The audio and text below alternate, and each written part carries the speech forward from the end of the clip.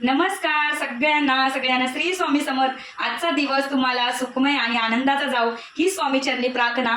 तर आपल्या घरातील नकारात्मकता दूर करण्यासाठी तुम्ही हा उपाय नक्की करून बघा। तर आपण रोज लादी पुसतोच, तर त्या लादी पुसण्याच्या पाण्यामध्ये थोडं खडी मीठ टाका आणि मग लादी पुसा। हा उपाय तुम्ही नक्की करून बघा। आणि दुसरा म्हणजे आपण संध्याकाळी दिवाबत्ती वगैरे करत असतो, त्या टायमाला तुम्ही दरवाजावर आपल्या जी चौकट असते त्याच्यावरती भीमसेन कापूर आणि लवंग या जाळून थोडंसं दरवाजावर आपल्या फिरून घ्यायचं।